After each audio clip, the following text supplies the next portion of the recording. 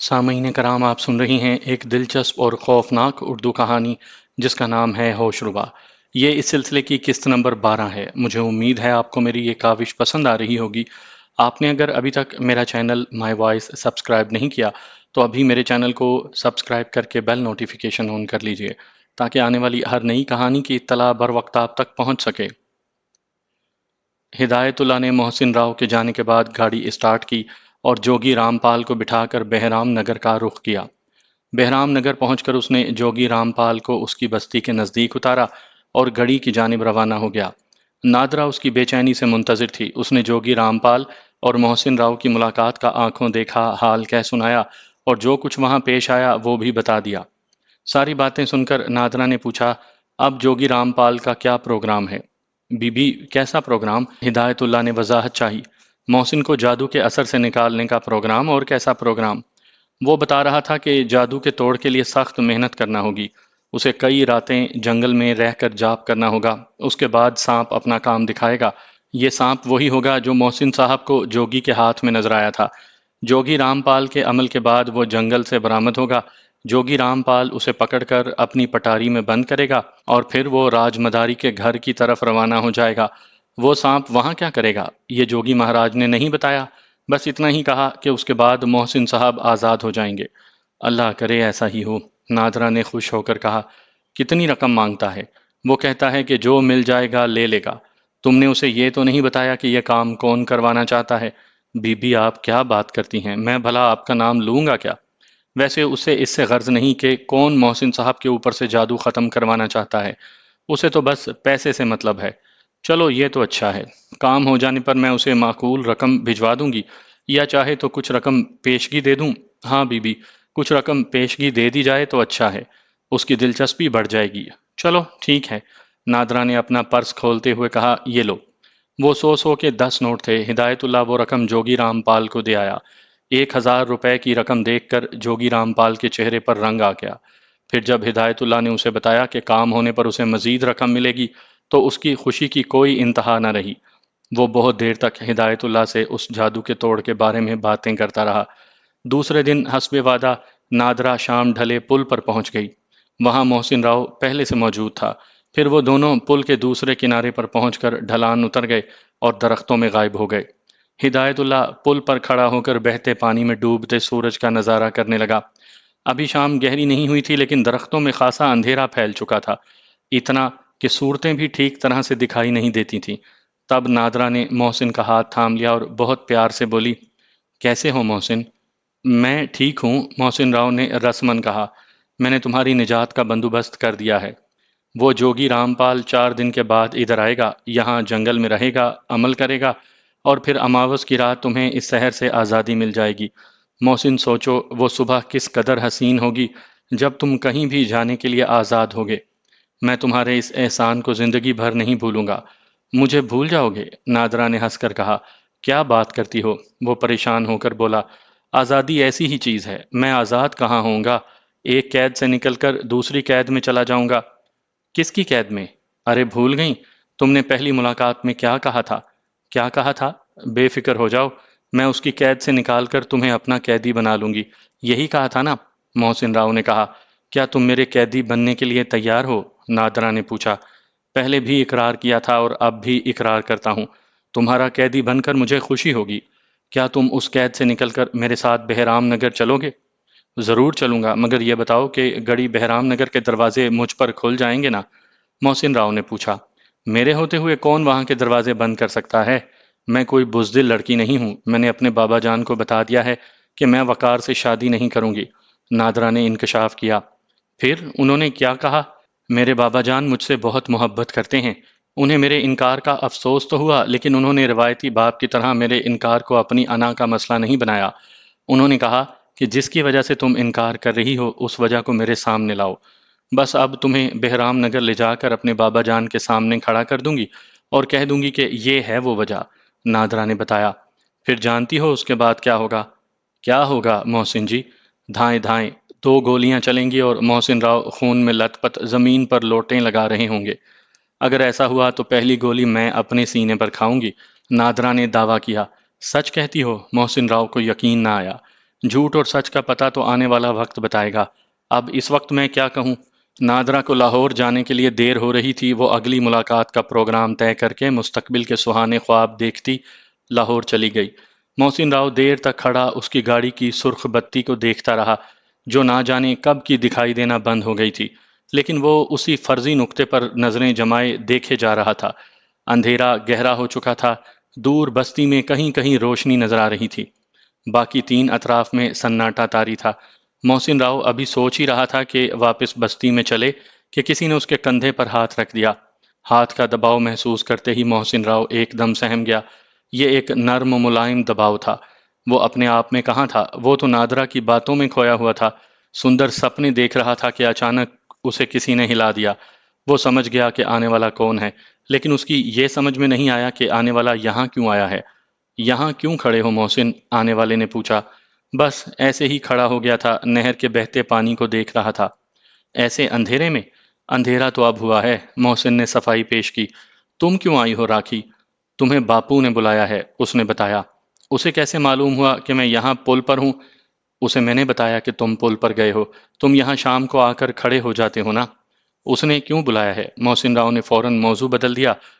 وہ ڈرا کہ کہیں کوئی اور بات اس کے منہ سے نہ نکل جائے۔ مجھے نہیں معلوم، چل کر پوچھ لو۔ چلو۔ راکھی نے اس کا ہاتھ تھام کر چلنا چاہا، لیکن محسن راؤ نے بہت نرمی سے اس سے اپنا ہاتھ چھڑوا لیا اور تیز تیز چلنے لگا۔ اگرچہ مکمل اندھیرا تھا، لیکن اسے بستی کا راستہ ازبر تھا۔ وہ جانتا تھا کہ راستے میں کہاں کیچڑ ہے، کہاں پتھر ہے اور کہاں گڑھا۔ برسوں ہو گئے تھے ان راستوں پر چلتے ہوئے۔ محسن، راکھی جو پیچھے رہ گئی تھی اس نے زور سے آواز دی۔ ہاں، کیا ہوا؟ محسن چلتے چلتے رک گیا۔ محسن، ایک بات پوچھوں، سچ سچ بتاؤ گے؟ وہ اس کے برابر آ گئی۔ اس کے لہجے میں جانے کیا بات تھی۔ راکھی، کوئی ایسی ویسی بات نہ پوچھ لینا، کیا پتا میں سچ کہہ سکوں یا نہیں۔ محسن راؤ ایک انجانے خوف میں مبتلا ہو کر بولا۔ اگر تم کچھ جانتی ہو تو بہتر ہوگا کہ اسے ڈراؤنا خواب سمجھ کر بھول جاؤ۔ تم کتنے کٹھور ہو محسن، راکھی جیسے سسک کر بولی۔ محسن راؤ نے جواب میں کچھ نہ کہا، بس اس کا ہاتھ پکڑ لیا اور اسے بستی میں لے آیا۔ وہ اس کے جذبات سے اچھی طرح آگاہ تھا۔ اب اسے یہ بھی معلوم ہو گیا تھا کہ وہ نادرا کے ساتھ ملاقاتوں سے غافل نہیں ہے۔ جب کوئی کسی سے پیار کرتا ہے تو وہ اس سے کبھی غافل نہیں رہ سکتا۔ یہ اور بات ہے کہ وہ خود کو غافل ظاہر کرے۔ راکھی نے آج تک اس سے کھل کر بات نہیں کی تھی، بس اشاروں اشاروں میں ہی اپنی پسندیدگی کا اظہار کیا تھا۔ محسن راؤ نے اس کے اشارے سمجھتے ہوئے بھی اس کے کسی اشارے کا جواب نہیں دیا تھا۔ محسن راؤ نے راستے میں سوچا، ہو سکتا ہے کہ وہ نادرا کے بارے میں کچھ نہ جانتی ہو اور اپنے حوالے سے کوئی سچ اگلوانا چاہتی ہو، کسی نتیجے پر پہنچنا چاہتی ہو، لیکن اب کچھ نہیں ہو سکتا تھا۔ بات ادھوری رہ گئی اور اسے فی الحال مکمل نہیں کیا جا سکتا تھا۔ وہ صحن میں داخل ہوا تھا تو راج مداری سامنے ہی مونڈھے پر بیٹھا ہوا تھا۔ اس کے سیدھے ہاتھ پر دو پاؤں پر ریچھ بیٹھا تھا اور بائیں ہاتھ پر بندر کھڑا تھا۔ اس کے ہاتھ دونوں جانوروں کے سر پر رکھے ہوئے تھے۔ اس کے پیچھے دیوار میں گڑی ہوئی کیل میں لالٹین لٹکی تھی۔ پیچھے سے پڑتی ہوئی روشنی میں وہ تینوں عجیب و غریب دکھائی دے رہے تھے، بے حد پراسرار اور خوف میں مبتلا کر دینے والے۔ راکھی، یہ توہے کہاں ملا رے؟ راج مداری نے بڑے پراسرار لہجے میں پوچھا۔ وہیں باپو، جہاں میں نے بتایا تھا، راکھی نے سادگی سے جواب دیا۔ نہر والے پل پر؟ راج مداری نے تصدیق چاہی۔ ہاں باپو، راکھی نے اس بات میں گردن ہلائی۔ اور رسیا؟ راج مداری نے اپنے بندر سے مخاطب ہوا۔ بندر اپنا نام سنتے ہی اس کی گود میں آ بیٹھا اور ریچھ اپنے دونوں پاؤں پر اٹھ کر کھڑا ہو گیا۔ ارے میری گود میں کیوں چڑھ گیا ہے رے رسیا؟ جا میرا چاقو تو لے کر آ رے۔ چاقو کا نام سن کر محسن راؤ کی سٹی گم ہو گئی۔ راج مداری کا حکم سنتے ہی رسیا اس کی گود سے کودا اور چھلانگے لگاتا ہوا اندر کمرے میں چلا گیا۔ چند لمحوں کے بعد جب وہ واپس آیا تو اس کے منہ میں چاقو دبا ہوا تھا۔ نزدیک آ کر وہ دو پاؤں پر کھڑا ہوا اور اپنے اگلے دو پاؤں اپنے سینے پر باندھ لیے اور اپنا منہ اٹھا دیا۔ راج مداری نے اس کے منہ سے چاقو نکال لیا، اسے کھولا تو 6 انچ لمبا پھل لالٹین کی دھندلی روشنی کے باوجود یک بارگی چمک اٹھا۔ محسن کھلے ہوئے چاقو کو دیکھ کر سہم گیا۔ اسے یوں لگا جیسے راج مداری یہ چاقو پھینک کر اسے مار دے گا۔ وہ ایک قدم پیچھے ہٹ کر فوراً راکھی کی آڑ میں ہو گیا۔ ادھر آ رہے چھورے! راج مداری نے اسے اپنے نزدیک آنے کا اشارہ کیا۔ راکھی اس کے سامنے سے ہٹ گئی۔ وہ مجبوراً آگے بڑھا اور اس کے نزدیک پہنچ کر خاموشی سے کھڑا ہو گیا۔ دیکھ محسنہ، میں نے تجھے بہت سے کام سکھا دیے ہیں رے، اب تجھے وہ کھیل سکھاتا ہوں رے جس کی وجہ سے تیری جان بچی۔ راج مداری نے کہا، یہ سن کر محسن راؤ کی جان میں جان آئی۔ وہ سمجھ رہا تھا کہ نادرا سے ملاقاتوں کا راز کھل گیا ہے اور اب اسے سزا ملنے والی ہے۔ محسن راؤ نے گہرا اور ٹھنڈا سانس لیا اور بولا، ہاں باپو سکھاؤ۔ 7 دن کے بعد اماوس کی رات آنے والی ہے۔ یہ عمل آج سے شروع ہوگا اور اماوس کی رات کو پورا ہوگا۔ اماوس کی رات کو تو جنگل میں ہوگا، ڈر مت، میں تیرے ساتھ چلوں گا رے۔ رات 12 بجے ایک خاص عمل کرنا پڑے گا، اس کے بعد تو ایک بہت بڑا جادوگر بن جائے گا رے۔ پر محسنہ ایک بات بتا، بڑا جادوگر بن کر تو موہے چھوڑ کر تو نہیں چلا جائے گا رے؟ راج مداری نے پوچھا۔ کیسی بات کرتے ہو باپو، میں تمہیں چھوڑ کر کیوں جاؤں گا بھلا؟ تمہارا کیا بھروسہ ہے محسن؟ راکھی نے اس کے نزدیک آ کر بہت آہستہ سے کہا، اتنی آہستہ کہ راج مداری نہ سن پایا۔ لا، اپنا ہاتھ آگے بڑھا، راج مداری نے کہا، پھر راکھی سے مخاطب ہو کر بولا، راکھی تو پیچھے ہٹ۔ یہ لے باپو۔ راکھی پیچھے ہٹتے ہوئے بولی، ہر کوئی مجھے پیچھے ہٹاتا ہے۔ راج مداری نے راکھی کی بات پر کوئی توجہ نہ دی، لیکن محسن راؤ نے اسے مڑ کر ضرور دیکھا۔ راج مداری نے محسن کا ہاتھ پکڑ لیا اور چاقو سے اس کے انگوٹھے پر ہلکا سا چیرا لگایا۔ چاقو کی دھار بہت تیز تھی، فوراً ہی خون نکل گیا۔ اس نے اپنے گلے سے الو کا پنجہ نکالا اور کوئی منتر پڑھتے ہوئے اس پنجے کی ایک ایک انگلی پر خون لگایا، پھر اس خون آلود پنجے کو اس کی پیشانی پر پھیرا۔ اس کی پیشانی پر خون کی لکیریں بن گئی۔ بس جا محسنہ، اندر کمرے میں جا۔ اب تو نے کمرے سے سورج نکلنے سے پہلے نہیں نکلنا ہے رے، سمجھ گیا نا میری بات؟ چاہے توہے کوئی کتنا ہی پکارے، دیکھ اگر اس کی پکار پر باہر نکل گیا تو اتنا جان لے کہ اندھا ہو جائے گا رے۔ ٹھیک ہے باپو، میں اندر جا رہا ہوں، اب صبح ہی باہر نکلوں گا، محسن راؤ نے اسے یقین دلا دیا۔ راج مداری بہت عیار آدمی تھا۔ یہ سارا چکر اس نے محسن راؤ کو جادو سکھانے کے لیے نہیں چلایا تھا، یہ چکر اس نے محسن راؤ کو مکمل طور پر اپنا متی بنانے کے لیے چلایا تھا۔ نادرا سے ملتے ہوئے راکھی نے اسے دیکھ لیا تھا، اس نے راج مداری کو بھی بتا دیا تھا۔ راج مداری زمانہ شناس آدمی تھا، اس نے اندازہ لگا لیا کہ چند دنوں میں طوطا اڑنے کے قابل ہو جائے گا، لہٰذا اس نے نہ صرف اس کے پر کاٹے بلکہ ایک بڑے پنجرے میں بند کرنے کا بھی بندوبست کر لیا۔ ادھر راج مداری محسن راؤ کو مزید قید میں جکڑنے کی کوشش کر رہا تھا تو ادھر رام پال جوگی نے اسے آزاد کروانے کا عمل شروع کر دیا تھا۔ جوگی رام پال نے بازار سے 1 گز کالا کپڑا، ایک نیا استرا اور ایک کوری مٹی کی ہنڈیا خریدی۔ رات کو اس نے بستی سے نکل کر ایک پیپل کی جڑ میں چھوٹا سا گڑھا کھودا، ہنڈیا کو اس میں رکھ کر دیکھا۔ ہنڈیا اس میں پوری طرح نہیں آئی۔ اس نے گڑھے کو تھوڑا سا اور کشادہ کیا۔ جب ہنڈیا پوری طرح اس گڑھے میں بیٹھ گئی تو وہ گڑھے کو یوں ہی کھلا چھوڑ کر ہنڈیا کو اپنے ساتھ لے آیا۔ گھر میں آ کر اس نے کمرے کا دروازہ بند کیا، جلتی لالٹین کو زمین پر رکھا، پھر ہنڈیا، استرا اور کالے کپڑے کو لے کر وہ زمین پر آسن جما کر بیٹھ گیا۔ ہنڈیا کو اوندھا کر کے اس نے کچھ پڑھنا شروع کیا۔ وقفے وقفے سے وہ استرے کو ہنڈیا پر مارتا جاتا تھا، پھر اس نے ہنڈیا کو سیدھا کیا، کالے کپڑوں کو اپنے کندھے پر ڈالا، استرا ہاتھ میں پکڑا اور پھر دوسرے ہاتھ سے لالٹین کی چمنی اٹھا کر اس میں پھونک ماری۔ جلتی لالٹین بھڑک کر بجھ گئی۔ کمرے میں مکمل تاریکی چھا گئی۔ جوگی رام پال نے اپنے کندھے سے کالا کپڑا اتارا اور تیز استرے سے کاٹ کر اس کے 3 ٹکڑے کر دیے، پھر کالے کپڑے کے 2 ٹکڑوں اور استرے کی ہنڈیا میں ڈال دیا اور تیسرے ٹکڑے کو ہنڈیا کے منہ پر باندھ دیا اور اندھیرے میں ہی ہنڈیا کو دونوں ہاتھوں میں اٹھا کر گھر سے نکل پڑا۔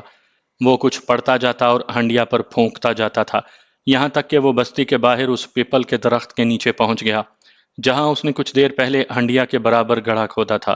ہنڈیا کو اس گھڑے میں اتارنے سے پہلے اپنے بائیں ہاتھ سے گھڑے کو ٹٹولا۔ گھڑے میں پانی بھرا ہوا تھا۔ پانی سے گھڑا بھرا ہوا محسوس کر کے اسے بڑی خوشی ہوئی۔ اس کا عمل کامیابی کی طرف گامزن تھا۔ جوگی رام پال نے وہ بند ہنڈیا اس گھڑے میں رکھ دی۔ کافی پانی اس ہنڈیا میں چلا گیا۔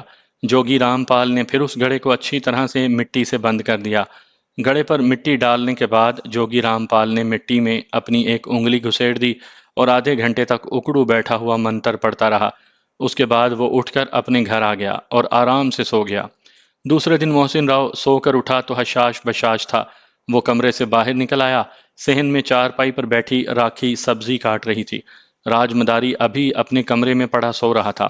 محسن راؤ راکھی کے پاس آ کر بیٹھ گیا۔ راکھی کا ماتھا ٹھنکا۔ آج تک کبھی ایسا نہیں ہوا تھا۔ راکھی کے قریب بیٹھنا تو دور کی بات ہے، وہ نظر بھر کر دیکھتا بھی نہیں تھا۔ جوگی رام پال نے اسے ہدایت کی تھی کہ کسی طرح راج مداری کے گلے سے الو کا پنجہ نکال لے۔ یہ کام وہ خود نہیں کر سکتا تھا۔ رات کو اسے خیال آیا تھا کہ یہ کام راکھی سے کیوں نہ کروانے کی کوشش کرے۔ مگر وہ اس پر تھوڑی سی توجہ دے دے، اس پر یہ ظاہر کرے کہ اسے اس سے محبت ہوتی جا رہی ہے، پھر وہ راکھی سے الو کا پنجہ اپنے گلے میں ڈالنے کی خواہش کا اظہار کرے، تو راکھی یقیناً اس کی خوشنودی حاصل کرنے کے لیے اپنے باپ کے گلے سے وہ پنجہ نکال کر اس کے حوالے کر دے گی۔ یہ سوچ کر وہ راکھی کے نزدیک چارپائی پر بیٹھا تھا۔ وہ نہیں جانتا تھا کہ وہ جن لوگوں کو فریب دینا چاہتا ہے وہ کیسے شاطر لوگ ہیں۔ انہوں نے تو پہلے ہی اس کے گرد جال پھیلا دیا تھا۔ راکھی سندر سپنے دیکھنے میں مگن تھی۔ وہ جانتی تھی کہ وہ وقت زیادہ دور نہیں جب محسن راؤ اپنا ماضی بھول جائے گا۔ اس کی یادداشت جادو کی بھول بھلائیوں میں گم ہو جائے گی۔ پھر محسن راؤ کو اس سے کوئی نہیں چھین سکے گا۔ خیر، وہ چارپائی پر بیٹھا تو راکھی کی توجہ بٹ گئی اور درانتی سے ساگ کاٹتے کاٹتے اس کے ہاتھ بہک گئے اور اس کی انگلی کٹ گئی۔ سی کر کے اس نے ساگ پرات میں ڈال دیا اور اپنی انگلی پکڑ کر دیکھنے لگی، جس سے بھل بھل خون بہہ رہا تھا۔ ارے یہ تم نے کیا کیا؟ محسن راؤ نے فوراً اس کا ہاتھ تھام لیا اور اپنے انگوٹھے سے اس کے زخم کو دبا دیا۔ اس محبت آمیز سلوک نے راکھی پر نشہ سا طاری کر دیا۔ وہ اپنی تکلیف بھول گئی۔ اس نے اپنی آنکھیں بند کر لیں۔ اس کا جی چاہا کہ محسن یوں ہی صدیوں تک اس کا زخم دبائے بیٹھا رہے۔ ارے یہ خون تو بہے جا رہا ہے۔ محسن راؤ نے انگوٹھا ہٹا کر دیکھا۔ ٹھہرو، میں اندر سے کپڑا پھاڑ کر لاتا ہوں، پانی میں بھگو کر باندھ دوں گا تو خون بہنا بند ہو جائے گا۔ تم مت اٹھنا محسن، بہنے دو خون، تھوڑا سا خون بہہ جائے گا تو کیا ہو جائے گا، خون میرے اندر بہت ہے۔ راکھی نے اپنی آنکھیں کھول کر کہا۔ محسن ایک بات تو بتاؤ۔ راکھی نے اسے اٹھنے نہ دیا۔ ہاں بولو۔ دیکھو سچ سچ بتانا، اس نے اقرار کروایا۔ چلو ٹھیک ہے، سچ سچ بتاؤں گا۔ محسن راؤ نے اقرار کر لیا۔ تم نے کبھی پیار کیا ہے؟ راکھی نے پوچھا۔ ہاں کیا ہے، محسن راؤ نے اسے محبت بھری نظروں سے دیکھتے ہوئے کہا، لیکن یہ مت پوچھنا کہ کس سے۔ نہیں، یہ نہیں پوچھوں گی، میں جانتی ہوں، اس نے معنی خیز لہجے میں کہا۔ تم جانتی ہو؟ وہ گھبرایا۔ نہ صرف جانتی ہوں بلکہ پہچانتی بھی ہوں۔ جب جانتی ہو تو پھر پوچھتی کیوں ہو؟ یہ جاننے کے لیے کہ تم کتنا سچ بولتے ہو۔ خیر اس بات کو چھوڑو، مجھے یہ بتاؤ کہ پیار کسے کہتے ہیں؟ راکھی نے اپنی بات کا رخ پلٹ دیا۔ پیار تا حیات قید کا نام ہے، ایک ایسی قید جسے آدمی اپنی خوشی سے قبول کرتا ہے۔ اور نفرت محبت کا دوسرا رخ ہے، ایک ایسا رخ جسے پلٹتے دیر نہیں لگتی۔ کیا یہ کہنا چاہتے ہو کہ یہ دونوں ایک ہی سکے کے دو رخ ہیں؟ ہاں بالکل، اصل میں دونوں ایک ہیں، نفرت محبت، محبت نفرت، اور شاید یہی زندگی ہے۔ محسن راؤ نے محبت کے فلسفے کی وضاحت کی۔ وہ کچھ سمجھی کچھ نہ سمجھی۔ تبھی اندر سے کھانسنے کی آواز آئی۔ محسن نے فوراً اس کا ہاتھ چھوڑ دیا۔ پھر وہ اندر کمرے سے ایک پنی پھاڑ کر لے آیا اور اسے پانی میں بھگو کر اس کی انگلی پر لپیٹ دیا۔ راکھی، اور ہی راکھی، کہاں ہے رے تو؟ ہاں باپو، میں باہر ہوں، اور ذرا ہمارا حکا تو تازہ کر۔ اچھا باپو، ابھی کرتی ہوں، تم رہنے دو، میں حکا تازہ کر کے دیتا ہوں، محسن راؤ نے کہا اور راج مداری کے کمرے میں چلا گیا۔ راج مداری اپنی کاروائی میں لگا رہا، جوگی رام پال اپنے منتر پڑھ کر پھونکتا رہا۔ اس طرح 3 دن گزر گئے۔ 3 دن کے بعد اماوس کی رات تھی۔ جوگی رام پال پیپل کے درخت کے نیچے دبائی ہوئی اپنی ہنڈیا اکھاڑ کر ادھر جنگل میں آ گیا تھا۔ ہدایت اللہ نے اسے کھانے پینے کی تمام اشیاء فراہم کر دی تھیں۔ خورد و نوش کا اتنا سامان اس کے سامنے ڈھیر کر دیا تھا کہ وہ جنگل میں 1 ہفتہ تک بھی رہتا تو سامان ختم نہ ہوتا۔ ایک گھنے درخت کے نیچے اس نے اپنا ایک چھوٹا سا خیمہ لگا لیا تھا۔ سانپوں کی کئی پٹاریاں وہ اپنے ساتھ لے آیا تھا۔ ان پٹاریوں میں مختلف سانپ بند تھے۔ ان میں سے ایک سانپ بہت خطرناک تھا، اتنا خطرناک کہ اگر محض پھونکار مار دے تو گھاس جل جاتی تھی۔ اماوس کی رات ہفتے اور اتوار کی درمیانی شب کو تھی۔ ہفتے کو محسن راؤ جنگل کا چکر لگا گیا تھا۔ اس نے جوگی رام پال کو بتا دیا تھا کہ وہ راج مداری کے گلے سے الو کا پنجہ نکالنے میں ناکام رہا ہے۔ جوگی رام پال نے اسے تسلی دی کہ وہ فکر نہ کرے، راج مداری اب اس کا کچھ نہ بگاڑ سکے گا۔ جوگی رام پال نے راج مداری کا استعمال شدہ کپڑا منگوایا تھا۔ محسن راؤ اس کی ایک دھوتی اٹھا لایا تھا جو اس نے جوگی رام پال کے حوالے کر دی۔ محسن راؤ نے اسے یہ بھی بتا دیا تھا کہ اماوس کی رات بھی وہ اسی جنگل میں ہوں گے۔ یہ سن کر جوگی خوش ہو گیا تھا اور اس نے اپنی کامیابی کا 100% یقین دلا دیا تھا۔ ادھر نادرا ایک ایک دن گن کر گزار رہی تھی۔ اسے محسن راؤ کی آزادی کا شدت سے انتظار تھا۔ طے یہ ہوا تھا کہ وہ اتوار کی شام کو محسن راؤ کو لینے کے لیے آئے گی۔ اس نے کہلوایا تھا کہ اپنا ضروری سامان باندھ کر رکھے اور مقررہ وقت پر پل کے نزدیک مقررہ جگہ پر پہنچ جائے۔ وہ اسے فوراً بہرام نگر لے جائے گی۔ پھر ایک نئی اور خوشبو بھری زندگی کا آغاز ہوگا۔ ادھر راکھی کو اماوس کی رات کا شدت سے انتظار تھا۔ اسے یقین تھا کہ اماوس کی رات گزرتے ہی محسن راؤ اس کی پیشانی پر جھومر بن کر سج جائے گا۔ پھر ایک پربہار اور رنگین سفر کی ابتدا ہوگی۔ ہر شخص اپنے اپنے داؤ پر لگا ہوا تھا۔ امیدیں اور آرزوئیں مچل رہی تھیں۔ وقت کا دھارا بہہ رہا تھا۔ آدمی سوچتا کچھ اور ہے اور ہوتا کچھ اور ہے۔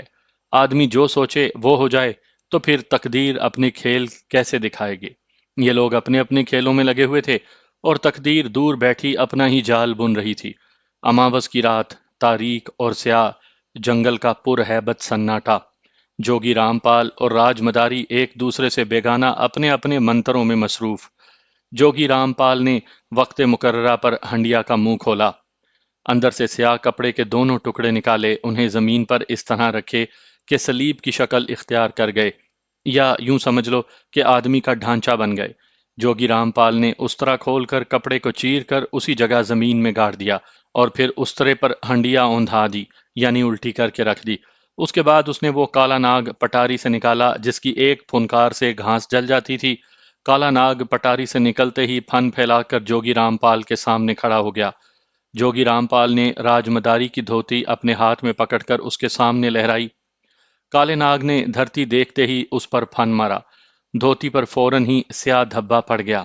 جوگی رام پال نے کوئی منتر پڑھ کر یہ عمل 3 بار دہرایا اور پھر وہ دھوتی سامنے کی طرف اچھال دی۔ وہ کالا ناگ فوراً اس دھوتی کی طرف لپکا اور پھر جنگل کی زمین پر بڑی سرعت سے پھسلنے لگا۔ کالا ناگ اچھی طرح جانتا تھا کہ اس نے کیا کرنا ہے اور کدھر جانا ہے۔ خیر، یہ بات تو راج مداری بھی اچھی طرح جانتا تھا کہ اسے کیا کرنا ہے۔ اس نے محسن راؤ پر اپنا مکمل قبضہ جمانے کے لیے 6 دن پہلے جو عمل شروع کیا تھا اسے آج کی رات مکمل ہو جانا تھا۔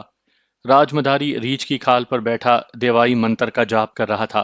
محسن راؤ اس سے 5 قدم کے فاصلے پر پڑے ایک بڑے پتھر پر بیٹھا تھا۔ ہر سو اندھیرا تھا۔ محسن راؤ اس تصور سے خوش تھا کہ آج کی رات اس کی قید کی آخری رات ہے۔ آنے والی صبح اندیکھی بیڑیوں کے کٹنے کی خبر لے کر آئے گی۔ ایک طرف وہ آزاد ہو جائے گا تو دوسری طرف راج مداری اپنی زندگی کا سب سے قیمتی جادو اسے سکھا دے گا۔ اسے بہت سے جادو آتے تھے لیکن اس جادو کی ہیبت کچھ اور ہی تھی۔ اوپر سے کٹتے اعضاء دیکھ کر لوگ دم بخود ہو جایا کرتے تھے اور اس کھیل کے بعد ان پر نوٹوں کی بارش ہو جاتی تھی۔ خیر، اسے پیسے کی تو بالکل تمنا نہیں تھی۔ وہ کئی کروڑ جائیداد کا مالک تھا۔ البتہ یہ شعبدے بازی اپنی زندگی کو دلچسپ بنانے کے کام آئے گی۔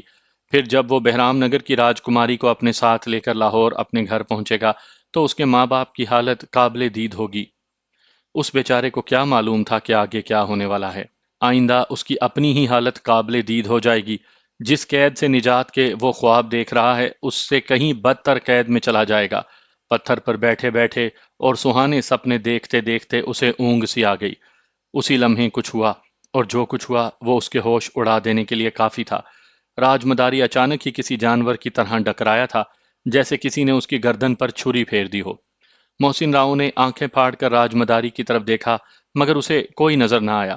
ریچھ کی کھال، اس پر بیٹھا وہ خود ریچھ جیسا، پیچھے کالے درخت، مکمل اندھیرا، بھلا کیا نظر آتا؟ کیا ہوا باپو؟ وہ پتھر سے اٹھ کر کھڑا ہو گیا۔ محسنہ جلدی کر، میرے پاس آ رے چھوڑا، وہ شدت درد سے کراتے ہوئے بولا۔ محسن راؤ کو اتنا اندازہ تو تھا کہ وہ کہاں بیٹھا ہے۔ اس کے درمیان محض 5 قدم کا فاصلہ تھا، لیکن اس کی سمجھ میں نہیں آ رہا تھا کہ اس کے ساتھ ہوا کیا ہے۔ شاید منتر الٹا ہو گیا ہے۔ بہرحال جب وہ اندازے لگا کر راج مداری کے نزدیک پہنچا تو اس کے پاؤں کی ٹھوکر اس کے سر کو لگی۔ راج مداری نے فوراً ہی اس کا پاؤں گھسیٹ کر اسے اپنے اوپر گرا لیا اور اس کا ہاتھ اپنے ہاتھ میں لے کر بمشکل بولا، دیوا مدد کر۔ کیا ہوا باپو؟ کچھ بولو تو۔ اس نے اپنا ہاتھ چھڑا کر راج مداری کے جسم کو ٹٹول کر دیکھنا چاہا لیکن راج مداری کی گرفت مضبوط تھی۔ اس نے محسن کا ہاتھ نہ چھوڑا۔ دیوا مدد، دیوا اس نے پھر کہنا شروع کیا۔ باپو باپو کچھ بتا تو۔ اب کا بتاؤں رے لومڑی کے بچے، تو نے خوب دھوکہ دیا رے۔ باپو کیا کہہ رہے ہو؟ میں تمہیں بھلا دھوکہ کیوں دوں گا؟ تم ہی تو مجھے یہاں لائے ہو اس جنگل میں۔ محسن راؤ کی سمجھ میں کچھ نہ آیا۔ اور وہ جو تیرا باپ ادھر بیٹھا ہے رے، اسے کون لایا ہے رے یہاں؟ موہے اب سب پتہ لگ گیا ہے رے، دیوا کی قسم سب پتہ لگ گیا۔ پر یاد رکھ کہ توہیں میں آزاد نہیں ہونے دوں گا رے۔ دیوا دیوا مدد، راج مداری نے کسی کو مدد کو پکارتے ہوئے کہا۔ راجمداری نے اس کا ہاتھ بہت مضبوطی سے پکڑ رکھا تھا اور ایک ہی بات کہے جا رہا تھا، دیوا آ، دیوا مدد۔ راجمداری کا ہاتھ کافی بڑا تھا، بہت سخت تھا۔ اس سے ہاتھ ملاتے ہوئے یہ احساس ہوتا تھا کہ جیسے کوئی پتھر کا ٹکڑا پکڑ لیا ہے۔ اس وقت جیسے جیسے وہ دیوا کو مدد کے لیے پکارتا جاتا تھا، اس کا ہاتھ نرم پڑتا جاتا تھا۔ دیوا کالی واہ، دیوا مدد، دیوا آ، وہ مسلسل بولے جا رہا تھا۔ اس کی آواز میں بلا کا درد تھا، بلا کا سوز تھا۔ کچھ دیر کے بعد ہی محسن راؤ کو ایسا محسوس ہوا جیسے اس کا ہاتھ کسی عورت کے ہاتھ میں آ گیا ہو۔ وہ انتہائی نرم و نازک ہاتھ تھا، گداز اور ریشمی۔ راج مداری کی آواز آ رہی تھی، دیوا اب یہ تیرے حوالے، میں جاتا ہوں، میں جاتا ہوں۔ راج مداری کی آواز آہستہ آہستہ دور ہوتی جا رہی تھی، یہاں تک کہ وہ بالکل معدوم ہو گئی۔ پھر ایک جھٹکا سا لگا، وہ نرم و ملائم اور گداز ہاتھ اس کے ہاتھ سے چھوٹ گیا۔ راج مداری اپنے ساتھ لالٹین لایا تھا، اس نے کہا تھا کہ جب جاپ ختم ہو جائے گا اور محسن راؤ کو جادو آ جائے گا تو پھر وہ دونوں مل کر کھانا کھائیں گے اور کھانا کھا کر سیدھے گھر چلیں گے۔ لالٹین راستہ دکھانے کے کام آئے گی۔ محسن راؤ نے آنکھیں پھاڑ کر اور ہاتھوں سے ٹٹول کر لالٹین تلاش کی، جیب سے دیا سلائی نکال کر لالٹین جلائی۔ پھر اس نے لالٹین اپنے ہاتھ میں پکڑ کر جو ذرا سی اونچی کی اور لالٹین کی مدھم روشنی میں اسے جو کچھ نظر آیا وہ اس کے ہوش اڑا دینے کے لیے کافی تھا۔ راج مداری کی لاش پگھل چکی تھی، لاش کے گرد سیاہ خون پھیلا ہوا تھا۔ محسن راؤ کو اندازہ ہوا کہ اسے کسی بے حد خطرناک سانپ نے کاٹا ہے۔ سانپ کا خیال آتے ہی وہ فوراً اس کی لاش سے پیچھے ہٹ گیا اور لالٹین کی مدھم روشنی میں ادھر ادھر نظریں دوڑانے لگا۔ آس پاس کسی سانپ کا وجود نہیں تھا۔ اب اس نے یہاں ٹھہرنا مناسب نہ سمجھا۔ وہ لالٹین اپنے ساتھ لے کر جوگی رامپال کے خیمے کی طرف چل پڑا۔ جوگی رامپال کا خیمہ یہاں سے زیادہ فاصلے پر نہیں تھا۔ آدھے گھنٹے کی مسافت کے بعد وہ جوگی رامپال کے ٹھکانے پر پہنچ گیا۔ اس کے چھوٹے سے خیمے کا پردہ گرا ہوا تھا اور اندر سے مدھم مدھم روشنی باہر نکل رہی تھی۔ خیمے کے اندر سے کسی قسم کی کوئی آواز نہیں آ رہی تھی۔ ایسے محسوس ہو رہا تھا جیسے اندر کوئی ہے ہی نہیں۔ محسن راؤ نے جھک کر خیمے کا پردہ ہٹایا تو اسے اندر جوگی رامپال دھونی رمائے بیٹھا نظر آیا۔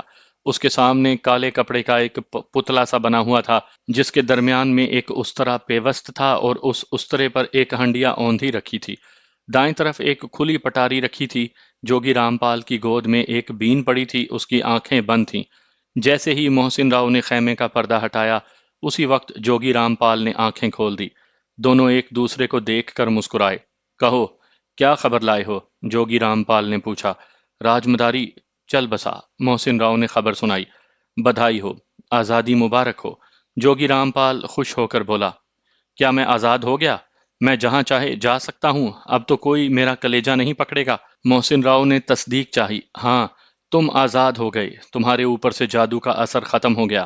اس کام کے لیے مجھے بہت محنت کرنا پڑی ہے۔ اس کے علاوہ مجھے اپنے ایک قیمتی ناگ سے ہاتھ دھونا پڑا ہے۔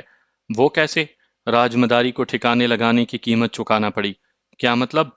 اس کام کے بدلے اس نے آزادی طلب کی جو مجھے دینا پڑی۔ مجبوری تھی، راج مداری کو ٹھکانے لگانے کا کام اور کوئی کر بھی نہیں سکتا تھا اس ناگ کے علاوہ۔ اس کا مطلب ہے کہ میرا خیال صحیح نکلا، واقعی اسے کسی ناگ نے ڈسا تھا۔ ہاں، اور ناگ بھی کیسا، جس کا کاٹا پانی مانگنا تو دور کی بات ہے خود پانی پانی ہو جائے۔ تم نے اس کی لاش تو دیکھ لی ہوگی۔ بہت بری حالت تھی لاش کی، مجھ سے تو دیکھی نہیں گئی، محسن راؤ نے کانپ کر کہا۔ اس نے ظلم کیا تھا، ایک مانس پر زبردستی قبضہ جما لیا تھا، اسے اس کی سزا تو ملنا ہی تھی، جوگی رامپال نے کہا۔ جوگی مہاراج، میں آپ کا بہت مشکور ہوں۔ میں نے تم پر کوئی احسان نہیں کیا، میں نے اس کام کا معقول معاوضہ لیا ہے، جوگی رامپال نے بتایا۔ اس میں کوئی شک نہیں کہ جوگی رامپال نے یہ کام معقول معاوضے پر کیا تھا اور اس کی یہ محنت رائے گاہ نہیں گئی تھی، ذرا سی غفلت سے یہ معاملہ الٹ بھی سکتا تھا۔ اگر راج مداری کو سانپ کے آنے کی اطلاع چند منٹ قبل مل جاتی تو راج مداری کی جگہ خیمے میں جوگی رامپال کی لاش پڑی ہوتی۔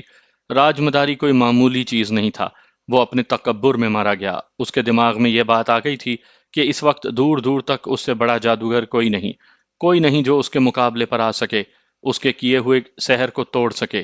لیکن بعض اوقات یوں بھی ہوتا ہے کہ ہاتھی کو چیونٹی پچھاڑ جاتی ہے۔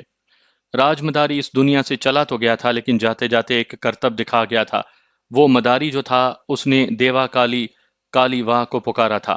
اس طرح محسن راؤ آسمان سے گر کر کھجور میں نہیں اٹکا تھا بلکہ سیدھا پاتال میں چلا گیا تھا، اور یہ بات اسے معلوم تھی نہ جوگی رامپال کو۔ وہ رات محسن راؤ نے جوگی رامپال کے ساتھ اس کے خیمے میں گزاری۔ صبح کو یہاں ہدایت اللہ کو آنا تھا اور شام کو نادرا کو محسن راؤ سے ملنے کے لیے نہر کے پل پر آنا تھا۔ نادرا نے کہا تھا کہ وہ اپنا سامان لے کر اس بستی کو خیر بات کہہ کر آئے، کیونکہ وہ اسے اپنے ساتھ بہرام نگر لے جانا چاہتی تھی۔ صبح کو وقت مقررہ پر ہدایت اللہ آ پہنچا۔ اس نے جو دونوں کو اکٹھا دیکھا تو خوشی سے جھوم اٹھا۔ اسے محسن راؤ کے یہاں ملنے کی توقع نہیں تھی۔ صاحب جی، آپ کو یہاں دیکھ کر بہت خوشی ہوئی۔ اس کا مطلب ہے کہ جوگی مہاراج نے اپنا چمتکار دکھا دیا۔ ہدایت اللہ نے جوگی رامپال کی طرف دیکھتے ہوئے کہا، ہاں ہدایت اللہ، اس ظالم کا خاتمہ ہو چکا ہے۔ محسن راؤ نے بتایا۔ وہ ہے کہاں؟ جنگل میں پڑا ہے۔ پھر تو آپ کو یہاں رکنے کی ضرورت ہی نہیں، آپ اسی وقت میرے ساتھ چلیے۔ جوگی مہاراج کو ان کی بستی میں چھوڑ کر ہم گڑی بہرام نگر چلے جائیں گے۔ بی بی وہاں منتظر بیٹھی ہیں، آپ کو ساتھ دیکھیں گی تو وہ پھر ہر فکر سے آزاد ہو جائیں گی۔ ہدایت اللہ نے تجویز پیش کی جسے محسن راؤ نے فوراً مان لیا۔ اس کا دل بہت گھبرا رہا تھا، وہ اس علاقے سے اب فوراً نکل جانا چاہتا تھا۔ جوگی رامپال اور ہدایت اللہ نے جلدی جلدی سامان سمیٹا، اسے نزدیک ہی کھڑی جیپ میں لادا اور پھر وہ تینوں بہرام نگر کی طرف روانہ ہو گئے۔ دوپہر تک وہ بہرام نگر پہنچ گئے۔ جوگی رامپال کو اس کی بستی میں چھوڑا اور پھر ہدایت اللہ محسن راؤ کو لے کر گڑی بہرام نگر پہنچا۔ اس گڑی کو دیکھ کر محسن راؤ کو اپنی ساون پور والی حویلی یاد آ گئی۔ اس کی یادداشت کے آئینے پر جادو کی جو گرد جم گئی تھی وہ بالکل صاف ہو چکی تھی۔ گزرا ہوا وقت انگڑائی لے کر اٹھ بیٹھا تھا۔ ساون پور کی حویلی کے ساتھ اسے فوراً ہی اپنے چچا راؤ احمد علی کا خیال آیا۔ اس ظالم نے اسے قتل کروانے کی سازش کی تھی۔ اس واقعے کو گزرے کئی سال ہو گئے تھے۔ وہ اب تک مطمئن ہو چکا ہوگا کہ اب اس کی راہ میں کوئی کانٹا نہیں رہا۔